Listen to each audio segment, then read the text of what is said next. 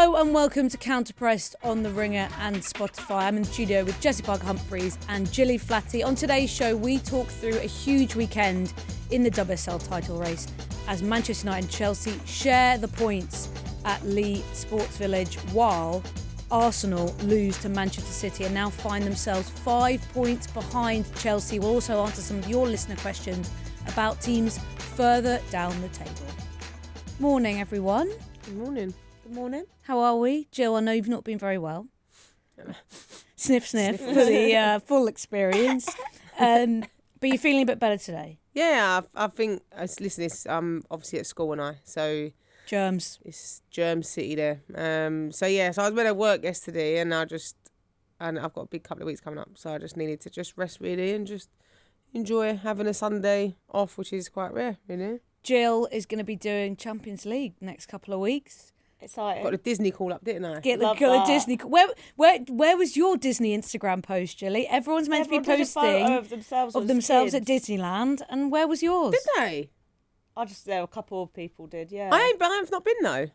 Huh? So You know me, Disneyland. No. Counterpressed Disneyland trip. Whoa! Do you know You what I should mean? put that in I'm your hoping that's a bit of a contract. freebie in it. I get to Yeah. go. Yeah, you should see if you can get a little Just see if you discount. see if you can get free tickets. Maybe we're at going to have a least. Counterpress trip. Even And then like we can pay for the Eurostar. Spotify can pay for the Eurostar. even 20% off a Disney park ticket is a pretty good deal. Yeah. I've been to Christmas party this year. That'd be good. I've been to Euro Disney, aka Disneyland Paris, twice, and both as adults. I've been an embarrassing amount of time. Have you? And then I went to Florida one when I was about 4, so I've got no memory of it. But that was like a big family trip years and years ago. And I've been to Universal in Orlando. Now that's the real deal. I've done Universal in LA. That's serious business. Yeah. Maybe we should go. Well, how many I would times have you love- been, Jessy? Come on, reveal yourself. I don't know, probably like 6 or 7 over the years. To Euro Disney. Yeah, I've never been to any of the other ones. Okay. But I do love Disneyland. I mean, it's good. It's fun. Yeah. We went on a sort of 30th stroke. It felt like a hen do. 2 years ago for my friend's 30th. And I couldn't go on the Friday night because classic, there were strikes. So my Eurostar didn't run on the Friday. So my friend and I went early Saturday. And so we missed the Friday night and basically just had Disney as most of the weekend. And everyone was really hungover. So we were caning the rides. You were 'cause loving we were the it. ones who were loving it. So we did Indiana Jones one, Queued for Everything. It was good. And because it was early December, it wasn't that busy. It was pretty cold, but it wasn't that busy. It was a good time. My mum always makes fun of me because when they took me when I was like 3 or 4 and we had to you have to wait for like the parade, that all I wanted to do was like some nerdy maths work. You are such a nerd. Wow. I'm like, well, you clearly brought the maths book with me, so you set me up there. Most kids, how do we kill time? Eat some sweets. Jessy, how do we kill time? Oh, let me just do some maths. Wow. Okay, listener. Well, if you want to tell us or viewer what your experiences of Euro Disney or any of the Disneyland franchise I love that you call parks it are. Euro Disney. That's so vintage. What? That's what it's called. I always call it Disneyland Paris. Actually, isn't there meant to be one coming to London? There was meant to be one that was getting nearer. Isn't that a Sadiq Khan London Mayor special? Aren't we meant to be getting I think we're getting a theme park, but I don't think Is it's it not Disney. There was Disney? meant to be one up in Kent. There was meant to be like Universal. Yeah, but for that was years about there's like gonna 10 be years ago. one. They But said now that. there is Is it just they fake are news? building a new theme park. Okay, can't wait. Anyway, obviously Disneyland Champions League debut this week. We'll talk about that. It is Disney Champions League debut later this week, so we're going to be talking about that on Thursday's show. But for now, let's get into what happened in the WSL over the weekend after this. So let's start with the blockbuster Saturday game between Manchester City and Arsenal. Man City ended up winning 3-2. Our predictions, Jessy, on Thursday's show, we ticked off the Friday night draw, but we weren't quite knowing what to expect on Saturday. Maybe I thought it was going to be a draw too, but wow, this was a really fun and entertaining game. It was a lot of fun as a neutral who actually wasn't really invested in like the result, or like any result was kind of felt good for me. And yeah, it felt like a game where it really went through phases of which team was on top, and it kind of became about who could make the most of the pressure. Obviously, Arsenal did bring in Lotta for Katie Reid, which I thought was interesting decision. Whereas City, it kind of felt like was more sort of sticking with what we've seen. Although I guess Jade Rose came in for Gracie Pryor, which ruined my fantasy league team. Thank you, Andre. But yeah, it was a really, really good game. And in the end, it kind of just felt like maybe Arsenal had got the better of sort of territory and possession without creating as many clear-cut chances. Whereas City, it felt like they were quite deadly when they did get forward. And then they just felt, I think, maybe more composed when they got into those areas in the end. And yeah, obviously they won 3-2. Yeah, the Woman Moy change was funny, Gilly, because we talked about it on Thursday saying, well, you could do this based on how Lotta Moyes played against Bonnie Shaw in previous meetings between the two teams, and also Arsenal's issue with ball progression. Lotta, like Leah, very good with the ball at her feet. But no one actually expected her to make the change, because Woman Moy at this point only had like 5 minutes at the end of games. And Kate Reid's played really well. She does make the change. I would say when I was watching the game, you could see, especially in that first half, that Woman Moy was basically tasked with pinning herself to Bunny Shaw. And that's a role that Renée Slegers would have trusted her to do, thinking, well, we've seen you do it in previous games, let's do that. But the way that City attacked, they did try and play quite quickly, over the top, play quite direct. And that's that much harder if you're tracking someone, right? I think it's mad, right? Because I think if you know that you've got the City game coming up, right? Like all managers, they don't just, as much as they say, they'll go, oh, we're taking it game by game.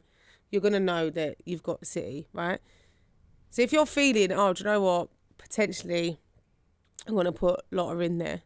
You've got to give her longer than 5 minutes over them games, yeah? To come into that. Your arse has come up against Buddy Shaw. You've also got a player who's sat on the bench and you're picking Katie Reid over her. So confidence, no matter, even if she comes out and says it, you're going to be questioning yourself in the edge. You're going to be thinking like, am I good enough? Why am I not playing? You've got a youngster playing ahead of you. Then you're going, right, do you know what, like, I'm playing you up against Bunny Shaw, right, with barely any minutes under your belt. You're going to be tasked with man marking her, right? You see what Bunny was doing. She's dragging Lotta out because she knows there's not much pace when that space is left. Then you're saying that you've now got this added pressure really as a centre-back. You've been brought in for a reason. And then, for example, Bunny's goal. When I was watching it back and they're talking about it, the commentary were talking about it as well, the back four shapes all over the place, and Fox is marking Bunny Shaw. A lot of women wears ball watching, isn't even aware. So if that's me and I'm being told, listen, you're pinning a player, I'm staying with that player, especially in the box. That's why I feel like sometimes with the Arsenal back line, like, where's the communication? Fox has got no idea. I think it's Clinton's behind her. She should be saying, Lotta, that's your player there. Pick her up. I've got her. Lotta's then picking her up. She's potentially in a position to actually win that, and that goal doesn't happen. But I just feel like if you know, do you know what? We're going to probably, the game's planned week before and whatever, we're going to probably looking at Lotta coming in. You've got to give her the best chance to go into that game. She's already got this thing of, oh, Katie Reid, everyone's talking about Katie Reid playing ahead of her. And then you're asking her, come in and do a job on Bunny Shaw when, even if you're playing match fit, it's a difficult game anyway. I agree. I mean, I thought Bunny Shaw was brilliant all game. I mean, she played a part in all of City's goals. I loved her celebration as well for the third goal. Obviously, she set it up, but it was like she'd scored the winner. She was so fired up. I know she's had a really good start to the season anyway, but we hadn't necessarily seen one of these big moment performances from her. I think what was cool was that, like, so much about Bunny, like, comes down to, like, the goals, and obviously she does score a lot of goals, and I guess maybe because she started the season a little bit slower, and which is ridiculous because by her standards she still, like, scored quite a lot. But, like, you know, obviously there's been games where it's felt like she's missed quite a lot of chances. She obviously missed the penalty against Spurs, etc. But I just felt like this, even though she only scored one, was just encapsulated like such an incredible all-round performance from her. And she could have maybe had a hat trick. There were like those offside situations. There's the offside one where I don't know why she doesn't just put. I think she just gets it stuck under her feet and she tries to put it back to Casper. And obviously Casper is offside. And then Van Domselaar makes a really good save, I think, from another header from her.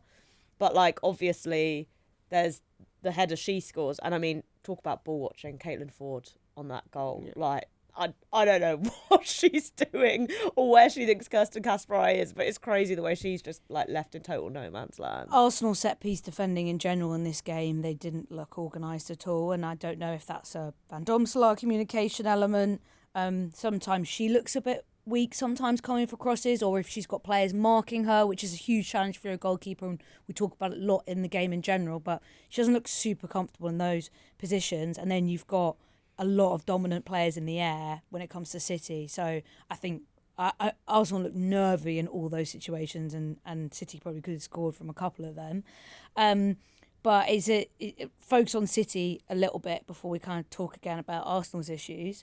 I thought the way that City approached the game, which was very simple but effective, which was try and win the ball, play on Arsenal's fairly high line, try and attack at speed, play quite direct, play on the break, and they were really successful for it. And one of the players of the game as well, we talked about Bunny Shaw, but Kirsten Kasperai had a brilliant game. She was involved in everything, and everyone knows she's like a fun player and a very good player, but perhaps maybe this is going to be a season where she is City's most important player. Yeah, well, I think, what we've seen early on is that Jegletz, it feels like, really likes her doing the overlap. And maybe before under Taylor, it felt a little bit more like Taylor wanted his wingers to like sort of take on the fullbacks 1v1 and like try and isolate them and get box entries that way. Whereas it feels like under Jegletz, there's like this clear idea that maybe the wingers will come in sooner and you'll have Kasperai running around the outside. It's very similar to what Chelsea are doing with Ellie Carpenter as well at the moment. Like that's what, when I was watching the game the day after Chelsea United, it felt like very similar, that kind of movement. But yeah, she's looked really good, and she's also had some minutes at winger, which I think again tells you maybe about what Jegletz sees as like her attacking capability. I think obviously that's because City have already kind of ended up with some injuries in that positions, but you don't necessarily play a fullback there if you don't think that's something that they can potentially do. But yeah, even on that offside goal, obviously that's them, City trying to beat the offside trap, but Kasperai covering so much distance, and I think that physical capability to really get up and down is something that is really exciting. And yeah, she's in great form, and yeah, I think she looks really good in this system that Jegletz is playing.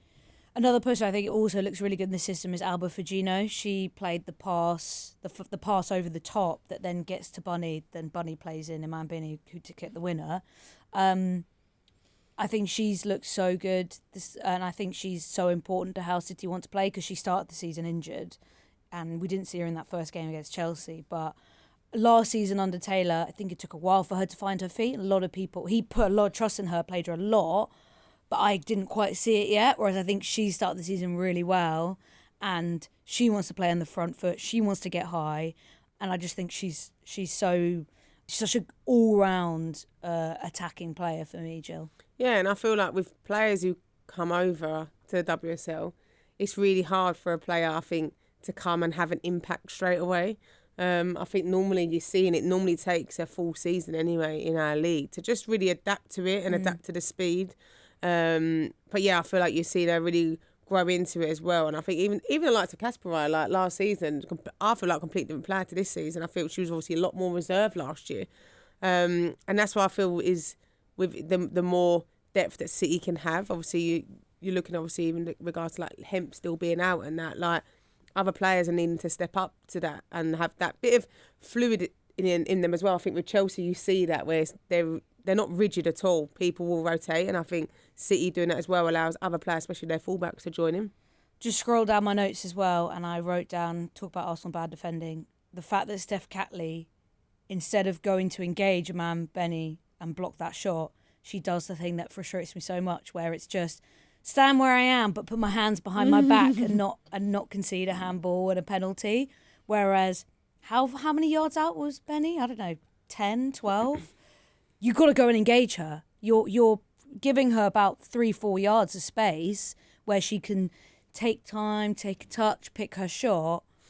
Where you're standing is not going to make a difference to the opportunity. That also boiled my noggin.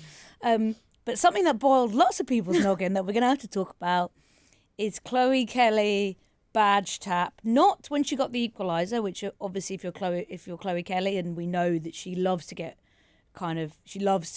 neg fans, and she did it a lot when she was at City towards Manchester United fans. Like she's a big game player, main character energy. It's great for the league, but she did it when Arsenal were losing 3-2, and who did she foul? I think she'd pushed Virginia. She'd given away a foul. It's in stoppage time. Her team are losing. She may have got wound up by some kind of City fans, because City fans did boo her when she got subbed on. We obviously know how it ended there. And she scored the equaliser, huge moment, giving it the big un, tapping a badge. Love it. Great highlight reel. But then tapping your badge when your team losing 3-2 in stoppage time after you've given away a free kick, not quite the same zhuzh to it, I'd say. I'm sorry. And then going on Twitter and replying to a Manchester City aggregator account with a picture of you winning the Champions League. Listen, I kind of respect it, because as someone who gets easily rattled. I people in glass houses shouldn't throw stones, you know? I think the thing is, like, I kind of enjoy it because I think it's embarrassing and funny. It's great for the league. It's great, like, drama for the league, I'd say. It's just like Chloe Kelly does all this stuff for Chloe Kelly. And I think it's funny seeing, like, both Arsenal fans and City fans sort of, like, discourse over it, because it's just like feels like Chloe Kelly's there like because obviously when she was at City she'd do all of this tap, and I think also what was really telling is after she scored she taps the badge, but then she also points at herself, and I was like, but that's what it's about, right? It's the Chloe Kelly show. Well, she was going my club. Yeah, she was mouthing but my club. She's also like, well, she's main character. And that makes her play really well. That's what I kind of enjoy her main character. It was a great goal. Yeah, it was a great goal, and that is what motivates her and drives her. She knew she was I imagine she was getting stick when she warmed up, so she knew when she came on, I want to prove some people wrong. I want to score against my old team and give it the big in. And it nearly worked. But when it doesn't, you have to also reflect and say, like, maybe I've just got to eat humble pie. Even when you give away the free kick and you're still rattled, your team are about to lose, so you're probably going to have to just, like, take the L. I think the thing that also maybe had rattled her coming into the game is obviously she left City because she was on the bench. And, like, you know, clearly there'd been, like, a long falling out there. She wasn't getting any minutes. And obviously she's playing for Arsenal, but to come back and then be starting the game on the bench, it's hardly like, woo! And yeah, with the Champions League thing, I was like, we get it. You went to Arsenal, you won the Champions League. But, like, right now, no one cares. Log off. Jill, as a former player, that's your teammate, what we say? Do you know what photo of yourself would you post in response to an aggregator account who was mocking you? Well, I'll show me a little one when I was 15-year-old, when I had the little Champions League badge and I had the medal around my neck and I had no idea what was going on. And how many minutes did you get in that final? None. Exactly, but you'd still be posting it. Yeah. Do you know what, right? I'm so far out of drama and stuff, yeah?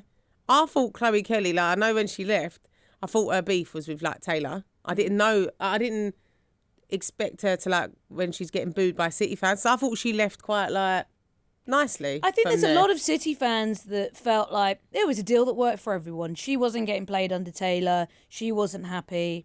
So she moves on. And there's kind of no, because it's nothing to do with the City fans in a way. But I think obviously there's a section of City fans at the game who are a bit annoyed about the Twitter post, a bit annoyed about how it happened, and therefore booed her. And then it's now kind of changed the dynamic, I think, a little bit. Well, it's also just a player who, you know, for whatever reason, has gone, and because she is so, like, I'm Chloe Kelly, you know, like, and when she was at City and playing for City, she was very, like, City. And then, you know, Arsenal are one of your biggest rivals. Of course you're going to boo that player, like, regardless of whether you think, you know, they went sort of amicably or not. And, like, it obviously wasn't amicable, but even if you think, oh, you know, it wasn't about City, it was about Taylor, I'd still be like, fuck you. Like, I don't know, like, that's part of the fun, right? It's like, you mentioned before we were recording, like, Alessia leaving United, and I think there's like a sort of an acceptance that United fumbled that as much as like Alessia wanted to go. So, but like United fans still boo her because of course you do. I don't know. Do United fans boo her? Yeah. Oh, I mean, paying attention. The one when she scores the goal, I'd do there's that. no issue. Yeah, I don't know though, necessarily whether sometimes, you know, like when you've like, she might have done that foul, right? You don't know whether necessarily the cameras are on you. So the camera's always on you. No, but you know, like, there's things you can get away with before, which you can't get away with now. So as in, she's looking at someone, I think, and she's doing that to someone. I mean. Yeah. I think in the instance, someone's obviously negged her off, and that's what she's doing to them. But still, so because when the third goal goes in, the camera goes straight to Kelly, and she's going, "Get the ball, get the ball." She needs to understand she's the main character in the narrative of. You're playing your former club, you scored a minute ago, you did the badge tap. The camera is going to pan to you straight away. When City score that third goal, within 0.5, it's Kelly Cam. We want to see what she's doing, and she's freaking out, and she's going, get the ball, because she realises, oh, I've given it the big un, and I'm going to have egg on my face. The one it makes me think, was it Arsenal when Arsenal fans were giving you and Kate? Yeah, they abused us when we was at West Ham. Yeah, but did you really? Did you react? No, I laughed at them, and then Kate, Kate flipped her lid at them. Why were they booing you? They was calling us like SHIT, and I was like, I used to play for you lot. Like, yeah, no respect. No respect. But that's what I'm thinking. Like now, if that had been, you know, it feels like you kind of, well, Kate maybe got away with that one a little bit, even though I remember it happening on Twitter. Twitter saw. But like, it is funny when you're talking about like how in the past maybe you can sort of get away with going at fans or whatever, but now like lots of cameras on you. 360, we're keeping Kate would have been discourse central. But I love it. It's great. Please, I think it's great for the league. It's good drama. I like rivalries. I think, you know, it's boring if it's no one's getting annoyed and clapping back and rattled. That's great. It's great. No, it's great discourse. I saw someone, I can't remember who it was, so apologies, but I saw someone tweet saying, I wish we had this in Italian women's football. Like, other people want the drama, they're craving the drama, so, you know, we should embrace it. But I don't think anyone's not, people embracing it, people just No, that's what I mean. Yeah. People argue about it, but that's discourse. But I think even if I'm Chloe Kelly and I'm a bit embarrassed, I might sit in my I don't think that girl's ever been embarrassed in her life. Well, true. But I would probably say I'd say you're welcome, Barclays WSL, because I'm doing you a favour. She's waiting for her thank you note from Nikki. Okay, that's enough City Arsenal chat. Let's talk about Manchester United's 1-1 draw with Chelsea next. Jessy, Storm Amy, I know it was still going down on Saturday, but Friday night was the real madness. How was Lee Sports? Progress with Unity Stadium on Friday night. Okay, also, I had a listener comment that, you know how we were like, it doesn't really make sense? The listener pointed out that rather than it being progress, the noun, perhaps it's progress, the verb. Progress with Unity. Right. So now I understand it more. Okay, so anyway, it's an action. Just wanted to reflect that back to anyone who was confused. Okay. That maybe it's progress with Unity. Okay. And you can go like this. And you can go like this when you do it. It was still an absolute nightmare to get to. Honestly, going to that There's place no unity about travelling to Lee Sports Village. I did not progress with... I did progress with Unity with the press pack. We progressed very slowly with Unity. It took us 80 minutes to get there from Manchester. That's crazy. Fuming. So I was already in a bad mood. And I almost missed kickoff. It took so long. Really? Wow. Yeah, the weather was crazy. I did take a video of like, it looked like there was a rain machine. Because it was going like all because sideways. Of the wind. Yeah, it was like blowing off the roof. And then it was like blowing back in my face. I was very glad I wasn't playing football because it looked absolutely miserable. But I enjoyed this game. One, I was pleased that we predicted it right. And I thought it was really fun. I feel like Chelsea United games generally fall in a pattern of either being incredibly dull or very one-sided, neither of which, like, I mean, obviously, you know, with my Chelsea hat on, clearly it's fun, like, smashing it. But, like, in terms of, like, actually just watching the game, like, it's not great. But I just thought this was, like, and, you know, I think Skinner said this afterwards in his post-match, that it was just two teams, like, really going for it, but also going for it at like a really high level. And I think a bit like the City-Arsenal game, you know, there were points where Chelsea were on top. There are points where United were on top. I think especially after Chelsea scored so early, you kind of thought, oh, is this going to be another game where Chelsea just really get the better of them? But like, yeah, I think United responded really well to going 1-0 down. Obviously, Anna Sandberg's equaliser, gorgeous, gorgeous goal.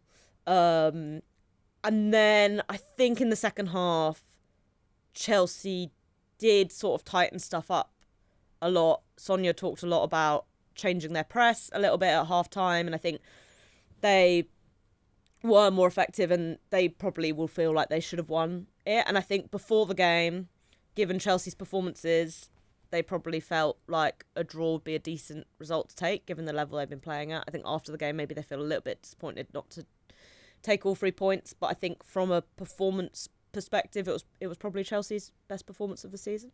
Yeah, it felt like a fair result, I think. When you look at the actual XG, Chelsea created a lot better chances. The XG is kind of funny, isn't it? It didn't feel like that, though. Well, it's because it's one of it comes off the two, like Vika Kaptein's 2 chances. You know, the one where Fallon saves it, and then it comes straight back to Kaptein and it like sails over the bar. So I think it is a little bit misleading.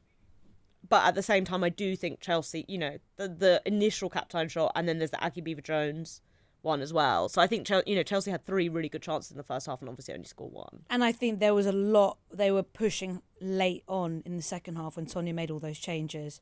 Guro Reiten was desperate to try and find a winner. I think that felt like me where the momentum was starting to shift, and I thought, if Chelsea had another 5-10 minutes, they might get a winner here. I thought United might have a slightly higher XG because I thought Melvin Mallard had 2 good chances that maybe she could have done better with, but they obviously weren't ranked, like they weren't ranked that high by the XG gods, because I thought they were 2 decent chances. But I do think both teams, Jill, can be happy with this. And again, for United, it's the same after the Arsenal result, right? Is they were the better team in that Arsenal game. I think both teams had moments in this when they were on top. But for United, it shows huge growth and progress ahead of their Champions League debut this week, that they've drawn at home with Arsenal, drawn at home against Chelsea in awful conditions, which would have made things really difficult, especially for the keepers. I thought Fallon Torres-Joyce had a brilliant game, considered the ball was going everywhere. It's a real sign of progress that they've made this season. Yeah, I mean, obviously in these big games, like obviously I don't have like any nerves as such. You know what I mean? Because I'm just like I want an exciting game. I want sort of not what's best for the league, but I just want it to stay close. Like, do you know what I mean? I don't want it just to be much Chelsea in my former club. I want it, these games especially, where the top 4 are such a played against each other over the same weekend, like just to have a bit of excitement. But for me, that's the best I've probably seen United play. And I always feel like it's that worry sometimes with United where they do so well against other teams, and when it comes up against, for example, like Chelsea, it just sort of falls flat.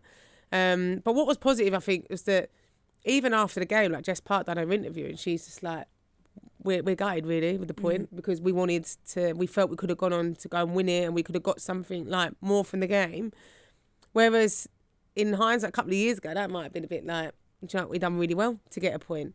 I think just watching her, I think she's a huge signing for United. I think when you're watching them play, like they play some really good football, but I feel like with Jess Park, she gets it. She just brings so much energy to that midfield. And I think sometimes, like last season, you just see United, especially when I commentated on a few games up there, very like static, very like mundane, going left to right, right to left, no real like oomph going forward. Whereas she just brings, every time she gets the ball, she's just got this energy to go and to bring players forward, and that 1-2 sort of play as well, moving it quickly. My worry though, I think, was that around about 75, 80 minutes, United really did seem like they was going to tire.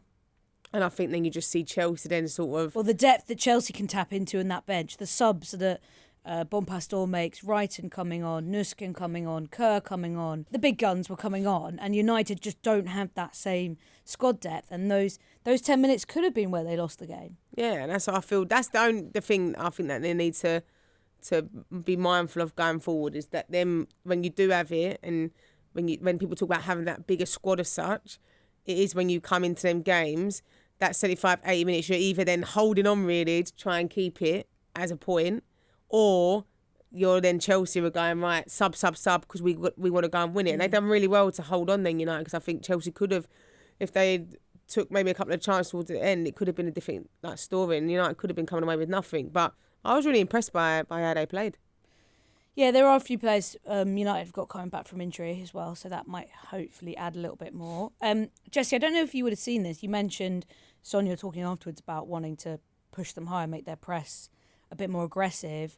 Camille Abley actually did a mid-game interview. Oh, on I heard, BBC. but yeah, I didn't. I haven't seen what she said. But yeah, it was really funny because Joe Curry was doing it, but the wind was so strong that the camera was shaking as they were doing it. And obviously, it's mid-game, so they got to keep it quick. But actually, we haven't with these mid-game halftime interviews. The best ones for me have been the Brian Sorensen one in that first weekend, where he was like, "I'm making 3 subs." Like, watch out. And then he made 3 subs. That was really interesting. And then this one, because I think Joe Curry only had time for like 2 questions. And they were very short answers. But she said, what do you want to see differently? And Camille Abley said, I want to see that we need them to push higher. We need them to be more aggressive. They're giving United like too much time on the ball, basically. I thought that was really interesting because then you see that change happen. And when we talk about, there's so much discourse about these halftime interviews and mid-game interviews, whatever, but that's where you get that real insight, and you could see the difference. And I don't know, do you think it's an energy thing? Do you think it's they want to assess in-game how aggressive they need to be with their press and what the other team's doing? Why do you think it's something that's not happening from the off? No, Sonia definitely made it sound like the game plan had been sort of misunderstood or wasn't being sort of enacted. I think some of it does feel like maybe tough profile choice, because obviously we saw Nusken come on, and I think as soon as Nusken came on, United felt really disoriented. And obviously that it is towards the end of the game and they're tiring. But Nusken is just such like a turnover machine, and even though I thought Captain actually was sort of decent, I don't think she presses as effectively as someone like Nusken does. I think also it felt like maybe there was some kind of confusion about exactly how or why Aggie was pressing, and generally it also felt like the gap between the midfield and the defence was too big, and that was giving, like when Jess Park, for example, was coming in off the right, there was a lot of space there, and then you saw these moments where it was like the defence didn't know whether they were supposed to step up and engage and risk them, going past, or just sort of back off. And there were like, United had a couple of chances, I think, where Park was just sort of, or like whoever had the ball was just sort of able to run. So I think it's important, like when we're thinking about pressing, it's easy just to think about being like, you are putting someone under pressure, but there are so many different ways of doing that, right? It's like, what angle are you putting the press in? Like, how do you want them to direct the ball? Because you're not necessarily looking for a player just to turn over the ball, right? You might be like, okay, we're going to press, so we want them to. And I felt like it was quite clear that Chelsea were like, we're going to press so that United have to play into their left-hand side, and then we're going to push up. And you saw sort of Carpenter and JRK, turning the ball over quite a lot in that area. But then the flip side of that was, because kind of Chelsea were moving across to that side, there was loads of space for Riviere, and like because Aggie was like sort of moving inside as a result of that, then if they could sort of switch the ball, Baltimore had gone in with Park and Riviere had that whole right channel. So I think it's that kind of stuff which when you think about, you're like, okay, well, yeah, they're the kind of things that change, because if you sort of trying to enact your press but then it's giving United loads of space and they're able to exploit that, then maybe you need to sort of change that angle you're going in at. Nuskin is yet to start a game. She hasn't been fully fit. She's now, I think, had 2 substitute appearances, but not loads of minutes. She is the most aggressive person, also maybe Erin Cuthbert, depending how Sonia likes to play the two of them together. Do you think we'll see Sonia now lean on her more now that she seems back in the team for good? I don't know. I think it'll be interesting to see. Obviously, Nusken has sort of felt like Chelsea's Jenna Nice-Swanger this season, or maybe Chelsea's Kyra Cooney-Cross, where everyone's like, where is she? But yeah, she obviously did have like a little calf issue as well, which hasn't helped. I did ask Sonia about playing her afterwards, and Sonia was kind of like, as a player, you just have to hope like you played well enough and then you take your chance and you get more minutes. And I was like, but you're the person who's deciding that. So are you going to tell us whether she did? It was like God might decide whether Sonia, Nuskin you're gets actually in charge. I don't know if you know about this. Sonia, But... you're the manager. But I thought she was really good when she came on. Yeah. I think the thing that Chelsea sort of, or like Bompastor has to kind of like make up her mind on is that she's obviously really into the in possession stuff at the moment, and generally like that's, she sees herself as being like an in possession coach, right? And I think, you know, definitely in your second season that feels like something that you maybe really want to focus on because you've had them for a year already, they've sort of adjusted to your principles of play, and she's sort of always said that like she thinks out of possession is easier to like coach quicker. And it felt like, especially at the start of last season, that was Chelsea's like, that was what changed really quickly, right? They felt really aggressive on the ball compared to under Hayes. And I think this season, so far, we've seen them not do that so much. And I think that's why they've not looked very good. I think for Bompastor, the question is, when can you put those two things together? What does it look like when that happens? And that's when this number 10 role feels like quite interesting. And obviously we saw Chelsea play a back four with Cuthbert and Walsh together and then Captain ahead, whereas obviously earlier in the season we've seen them play the three and have 2 10s. So that obviously changes things a little bit, but I feel like for Nuskin, when Bompastor's playing the 4, she wants a more creative 10 than what Nuskin offers, which I think is better out possession. Now, people will argue over whether Captain provides that, and that's obviously been like a little bit of debate, but I think clearly that's what Bompastor sees, that she'd prefer Captain in that role as maybe balancing those two things more.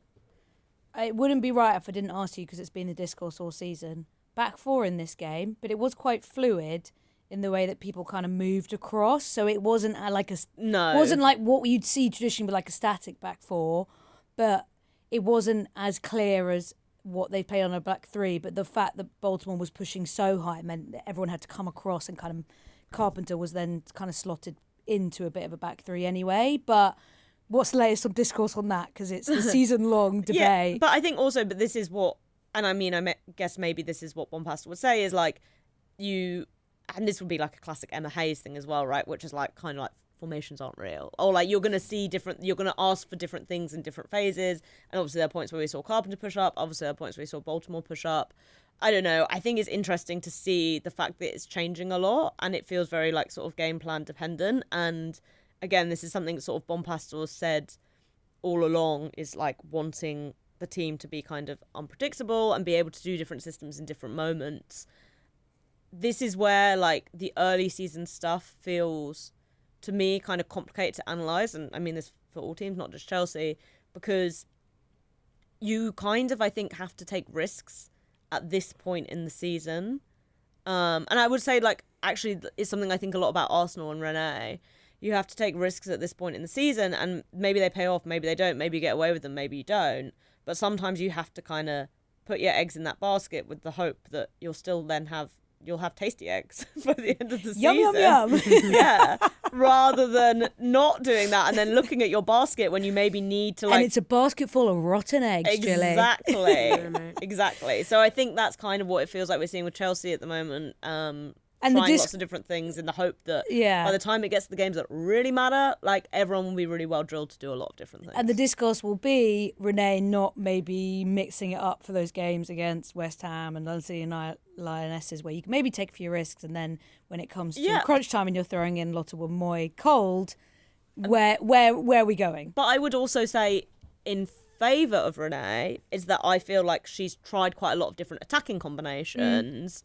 Which maybe, you know, when we're talking about, again, we were talking before we started recording about how, you know, maybe that is that Villa game that actually really stands out, obviously, in Arsenal dropping points recently.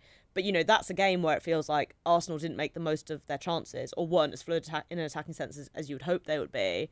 And that probably comes from switching around with, like, quite a few different profiles.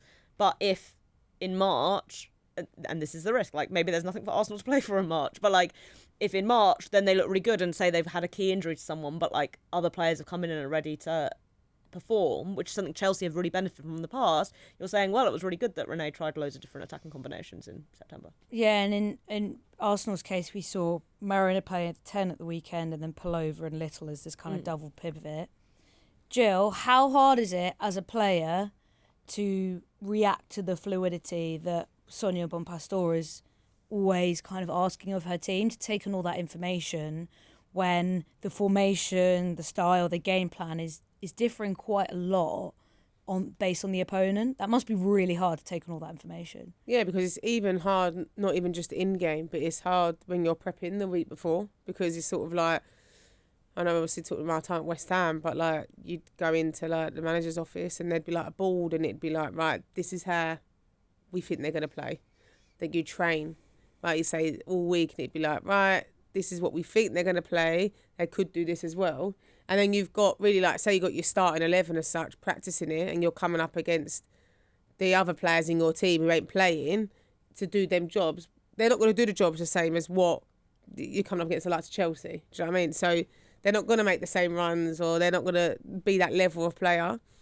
And then it's always difficult because then you're in the warm-up and you're sort of like having a little eye over and what they're doing. Like, because even when I was commentating the other day on Chelsea West Ham, and we didn't know how they was going to set up, and then you're waiting for the warm-ups because then they go into their back three and they practice. Most games, if I'm at a Chelsea game and Jessy's not there, I'll get a text from Jessy. Is it back three or back four? I'm saying, warm-up, it looks like a back three, but I'm not, it's exactly that. People are always trying to figure it out. Yeah, and then you're then, right, they're playing this, and you're like, right, let's recap on what our roles are. And then you could be into the game, then they go on the sideline, no, they've changed, right, we're going to go, do you know what I mean? So it's like... Yeah. You have to be prepared for anything, and it makes it a lot more difficult when you're coming into a game against a team where you're not really sure who they're going to play, on what formations they're going to play. A couple of listener questions, just taking ourselves out of the top four title race kind of picture. A couple of listener questions, because Spurs are quietly going about their business and mastering the art of beating the teams in and around you, and are sitting pretty in the table at the moment. What have people made of their start to the season? Because before the start of the campaign, Martin Ho, who is obviously like very highly rated, former assistant at United, was really kind of getting Spurs fans excited about what he was saying pre-season. They got that result against Arsenal in pre-season, but I want to play entertaining football. I want fans to be excited. I want us to get results. I want us to be on the front foot. I want us to be aggressive. And it's all well and good delivering that, but I think some people were questioning how he's going to make that happen with a squad that under Robert Villaham hadn't looked great. But they've had a really good start to the season, despite losing heavily to Man City on the telly. In the games where they've played teams in and around them, Jessy, they've shown in key moments they can deliver what they need to do, and they look like a well-organised, well-coached team. Yeah, I think they got lucky against... Well, not lucky against Brighton, but I think Brighton could have had definitely one, if not two, penalties in this game, and I think obviously that would change things. The goal from Spurs is super well worked, and they do look good. I think they well organised is the word. And if you're Spurs, your aim this season is to be beating the teams in and around you. I think obviously their league position is maybe a little bit inflated because they've only played City so far as sort of like one of the bigger teams. They've obviously got Chelsea this weekend, so that'll be interesting to see, because also they have looked aggressive in their press, and we've seen Chelsea struggle with that, specifically obviously against Aston Villa. So yeah, I think they've looked good. I still obviously Tamberg started the season really well. I still think in terms of like chance creation, it doesn't feel like they're putting up crazy numbers there, and that's why I feel like they could be varianced at one point. But if you're Martin Ho, this is ideal, right? Like, you want to come in, and the best thing that can happen to your players in terms of like being able to buy into your methods is you're getting these results early on. So like the players feel good, they're going to carry on working. I know, like, for example, Robert DePaul last season obviously left for different reasons, but it felt like a real issue that his Villa team were kind of playing well, but they were losing. And so you're like, well, everyone in that Villa team is sitting there thinking, well, we don't really believe in like what you're trying to make us do because we're not getting results. Even if you think like the performances actually were saying that maybe they were being a bit unlucky. Spurs maybe are a little bit the other way. Not that they're just getting totally lucky. Like, I think what they've done is they've made all of the games that should be even, they've made them even. And then it's like, okay, well, if it does go for you, if you get the well-worked goal, if you get the penalty against West Ham in that opening game of the season, then you convert that into points. And that's ultimately what you need to do. And it probably is more actually about what it means for Ho in terms of setting up this team going forward, as much as like their position in the table right now. Although, of course, it is very funny that they're above Arsenal. Yeah, so they're third, and by nature of Man United and Arsenal drawing, and Arsenal dropping points now 3 games in a row, they are third ahead of Man United and ahead of Arsenal in fifth. Jill, Juju asked us, feels like Brighton are missing Nikita Paris, especially if Kirby not playing. Who else can they look to for goals? Obviously, they have the Arsenal loanees. It's been a frustrating start to the season for Brighton, especially off the back of last season where everyone was feeling pretty good.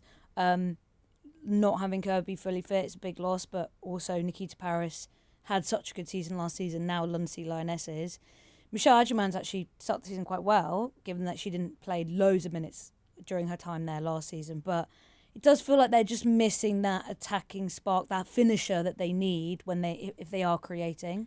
Yeah, and you probably was hoping, especially with Adjaman, the way she come off of the Euros as well. Probably in fairness, I probably might have thought, do you know what, with Nikita going, like, it'll be okay sort of thing. I think if you've not got Fran Kirby there, I think she's one of those players where it's like you realise just what you're missing out on when she's not available, when she's not 100%.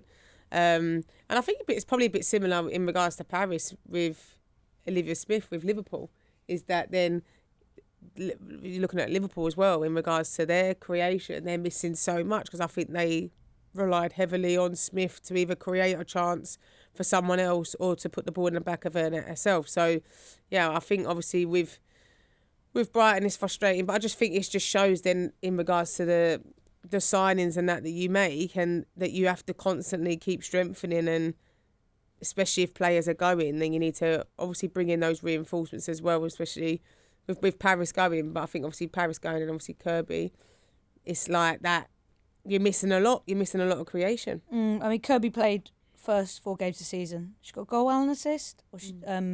But we know that it is hard for her to stay fit for an entire season. She has these like really good periods and then you lose her again. I think Rosa Kafaji's been a great addition. It's good. I love seeing her being able to get regular minutes. She's also scored a screamer a weekend before, and she's so good on the ball. It feels like it's the finishing element. Well, I think they've been a bit unlucky. Obviously, the Kirby thing is like you can't rely on her. And to be fair, Maddie Haley also isn't very reliable injury-wise anyway. But they went through pre-season with Haley as their 9. They've obviously lost her a couple of weeks ago, and then Kirby's gone as well. So you're kind of losing everything you've tried pre-season with. And then obviously Kafaji, Adjaman, both really exciting players, both not played much. Well, like Kafaji obviously hasn't played basically any senior football for a season. Adjaman's not played much senior football, sort of, but she's still like learning. So I think there's going to be moments where those two look good. There's going to be moments where maybe they drift through games a little bit more. But again, I think specifically the Spurs game, if Brighton get either one of those penalties, you might be talking about it a little bit differently. So I think they've just been, it feels like they've been a little bit unlucky through injury. They can probably count themselves a little bit unlucky this weekend. Yeah. So I think that it's tough when you're having to rejig stuff, and then, yeah, the players you've got coming in are maybe kind of less experienced. Jill, West Ham watch. Another defeat for Rhiannon Skinner. 7 defeats in a row, including the back end of last season. She managed to go more defeats in a row until she got sacked at Spurs. But it does feel like with Liverpool, so it's West Ham and Liverpool, the only teams now haven't picked up a point. With Liverpool, I think 2 things. The way Gareth Taylor wants to play, very specific style of football, it's going to be difficult for some of those players to play that way. And also, I don't think you can discount the tragic loss of Matt Beard and the impact that would have had in that group. And I know people were talking on 5 Live, was listening to 5 Live in the car yesterday, and they were talking about the death of Diogo Jota and that having an impact on the Liverpool men's team. And I think, you could talk about that a lot when it comes to the loss of Matt Beard and that Liverpool women's team. So I think it's really hard for them down there. But when it comes to Rhiannon Skinner and West Ham not picking up any points, I think we've got to ask some big questions about what's the direction of that group. And obviously, when you're playing Chelsea and Arsenal, okay, discount those games. The manner of the defeats isn't great. But to still be 5 games in without a point, starting to get a little bit worried. Yeah, because I think that the teams that you take them ones out of it, last season, they would have picked points up against those teams. I don't know whether how strong they finished last season, whether that's given her a little bit of leeway this season in regards to staying in the job. But I also do know how ruthless West Ham can be in regards to when points ain't being picked up. So it's a difficult one. It's not like, though, in this summer she's lost a ton of players either. So you sort of ask those questions of why, if you're finishing the season really and you're starting the season the same way, why are you not getting those results, especially at home, like in regards to how they did make Dagenham such a fortress, especially towards the end of the season. And then I think if you're talking about, obviously, Liverpool, I think you never underestimate the impact of losing Beardy. I think a lot of them girls played for him. And even not just the players, you're talking the backroom staff, the staff even at the club, security, the cooks and all that. They're going for a tough time with that. But then I also think Gareth Taylor, like we spoke about, has gone in there, he's got a style of play. He don't have the players to suit that as such. So then it's about really him probably adapting until, hopefully, he's given until at least January transfer window to see if he can pick up a couple of players, and hopefully then they're not in too much of a position. There's a big climb up the table. But yeah, it'll be interesting because I think a lot of people are talking about, is it going to be Taylor or is it going to be Skinner really, potentially, who's going to be the first to lose their job if any of them are going to go. But I just think with Skinner, there's not much change from the end of last season. You know, you're not picking up the points that you're looking defensively for as well, which I think they actually looked a bit more solid towards the end of the season. So yeah, it'll be interesting to watch. Jessy, what's your West Ham take? I don't think we've had your take on West Ham yet this season. Well, you know, I've never been around Skinner fan, so I can't really say I'm surprised. I feel like last season, the game I always reflect on is the Chelsea draw they got at Kings Meadow. But in the first half, I was like, this is the worst team I'd seen Chelsea play all season. And then Chelsea just had like a couple of moments where they switched off, and Shakira Martinez was obviously in great form and she scored 2 really good goals. But I couldn't believe how badly organised they were, and I couldn't believe Chelsea hadn't scored sort of 4 or 5. And obviously, you know, this season Chelsea went to West Ham and kind of did do that. But I just think they always look just like a really badly organised team, and they kind of just got this like attacking hot streak at the end of last season, and it kind of won them games. But I think we've talked about this before. West Ham are not a club who I think particularly care whereabouts they are. And I think that's kind of true for Liverpool too. I think with both of those teams, you know, there are other teams who maybe are going through like rough patches or whatever. Like, you know, like Everton, I guess, are a team who maybe everyone was quite excited for at the start of the season, and it hasn't really gone that way apart from when they play at Anfield. But I feel like you look at Everton as a club and you think, well, it feels like, especially now they've got the new ownership, they do want to do something with the women's team. Whereas with West Ham and with Liverpool, I just kind of feel like they both are sort of happy to drift along. We're in a season whereby you're probably not under a huge amount of threat, although I still think maybe clubs will be worried about the embarrassment of having to do the playoff game. Well, just the shit. Well, also, it's a roll of the dice. It's like an FA Cup game. Yeah. It isn't a given. So, but it's not the same kind of threat. Like, we're not sitting here being like, oh, who's going to go down this? Because like that doesn't really exist. So I just feel like, kind of with some of these teams, that it feels like the clubs are a bit like, oh well. Yeah. Well, we'll leave it there today, guys. We're going to be back on Thursday talking Champions League. Jill, enjoy your Disney debut. Thank you very much. Hope you got some little Mickey Mouse ears. What games can we hear you on? What are you on doing? the Atletico Madrid game. Nice. Atletico Madrid, Polton. Yeah. Everyone's going to be watching it. You know what I mean? It's the big ticket the number fixture. one. What day even is that? Wednesday. Oh, all right. You mean it's not on your calendar? Sorry. Jessy! Sorry. Who Chelsea got first? 20. 20. So we're on Wednesday as well. Yeah. And then Arsenal Leon on Tuesday night. It's a biggie. Can't wait. At Meadow Park. I've missed Meadow Park. I know, it's a nice, it's fun, isn't it? It's a little bit different. Yeah. Okay, well, listener, we'll be back on Thursday talking all things Champions League. See you then.